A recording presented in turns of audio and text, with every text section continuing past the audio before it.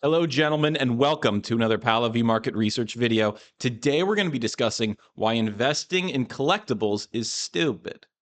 And we're also going to briefly touch on the current state of prime hydration because these two discussions, I should say, are very related. And because a lot of your favorite influencers, they are constantly pushing this idea that collectibles and buying trading cards, Pokemon cards, baseball cards, all these things are intelligent things to do.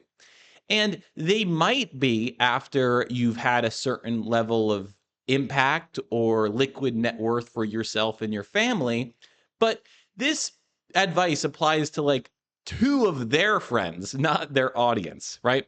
So I want to recontextualize what investing in collectibles really means, because investing in collectibles is a speculation on an object that offers little to no utility in real terms, right? They may offer you some form of status or personal cultural relevance and like touching on that nostalgia thing for you, right? But at the end of the day, you only make money if the price of that object goes up and you are willing to sell it and you are in a extremely healthy bull market, because the prices of these things obviously do not go up during difficult times.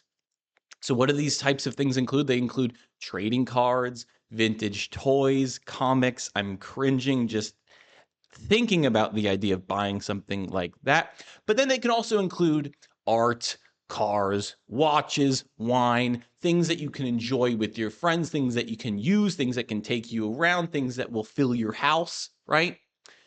So there are many forms of this, but we have to really understand that this is the lowest rung of the ladder when it comes to places to park your money. Because again, you really should be investing for the bad times, right?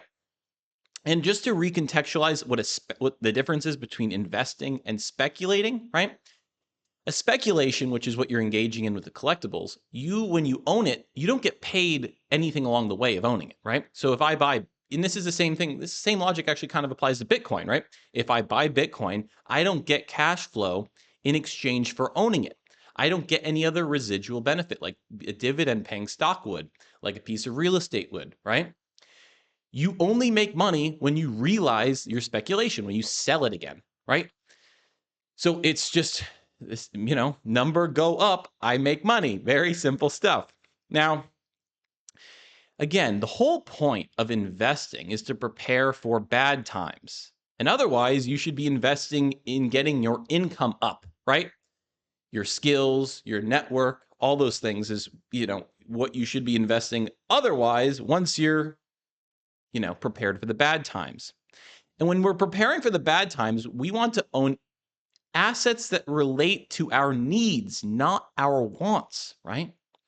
So think about residential real estate, land, energy production and transmission, telecommunications, even gold and silver. Ammunition is a very, like, if things really go bad, like ammunition for guns is a very, very valuable thing. Tools, medical supplies, these are the things that you want to own because that's what investing really should be. It's either you're getting your income up or you're preparing for bad times. And ideally, and that's why residential real estate, owning apartments is so, is the go-to trope of what to own, because people, even in bad times, have to pay rent and they still have to have a place to live. They don't need to own their Beanie Baby collection, right? And I was thinking about, like, when does it make sense? When does it make sense to invest in collectibles? And I wrote this list. I think that this is a pretty good list. The first one, your passive investments cover your expenses and then some. Your family and extended family is out of debt. You're an empty nester and your children are abundantly self-sufficient. Empty nester being you've already had children, they're now adults, and they are now successful adults living a life of abundance. All schools on the planet along the equatorial line, the equator, have air conditioning. Huge problem here in Puerto Rico. I was just in Poland with this guy who is in charge of rebuilding over 200 schools in Puerto Rico. And the biggest issue, even with the existing schools, is that they don't have air conditioning, guys. And I don't know if you guys remember being 12 years old. But there was no hope for me focusing in the classroom, even if there was air conditioning. And if there wasn't air conditioning, there was zero hope, right? So if you're along the equatorial line and you're a school with young kids in it and you don't have air conditioning, there's no hope. So we have to get at least air conditioning in that region of the world for all the schools.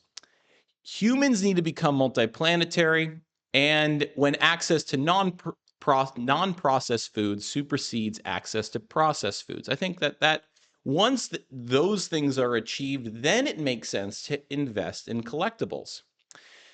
Now, speaking of collectibles, I want to talk about Prime, because what Prime has done is actually really, really interesting to study.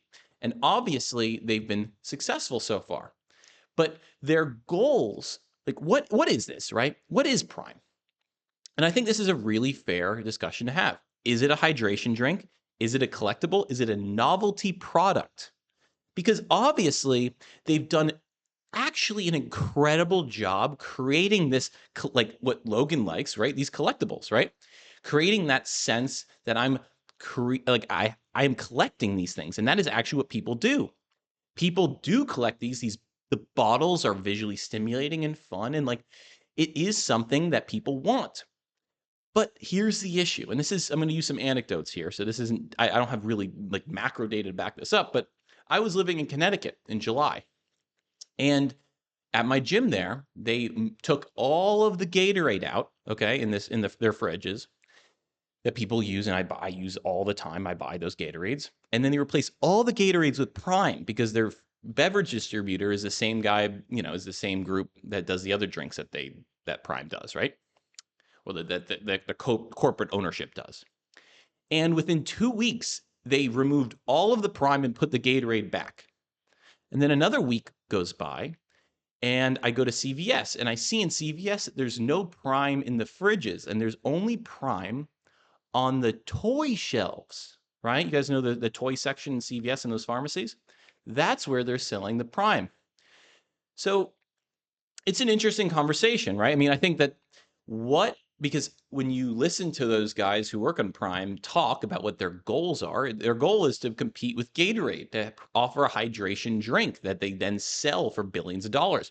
Great goal, undeniably great goal, but they aren't delivering on that goal. They're delivering on a novelty product. And unless they want to sell to like Rocket Fizz, right? They probably don't have a buyer right now unless they can actually fundamentally change the nature of their hydration product. And I'm not familiar with their caffeinated product. I don't see it anywhere. I haven't really tried it. I have tried Prime. Not for me. But I got to give them credit. These bottles are cool. People like collecting them. And that has value. It just doesn't have institutional value that is worth billions of dollars. This is still kind of closer to a Rocket Fizz, to a Pet Rock as of right now. That can very much change. And this is me, not really me talking shit. I think that it's amazing that this product is in CVS and all these stores and coming and moving Gatorade out of my gym, even just for a temporary time. That's pretty cool. But they aren't quite delivering yet for that consumer. And I literally saw multiple old guys at the gym grab one and kind of taste it and just like ask to put it back. Like it's an interesting cultural moment, guys. All right. And hopefully, and maybe Rocket Fizz would be interested in buying it. I do imagine it would stack up nicely with their bacon soda. All right. That's today's video. We'll pick this up again tomorrow. See you guys.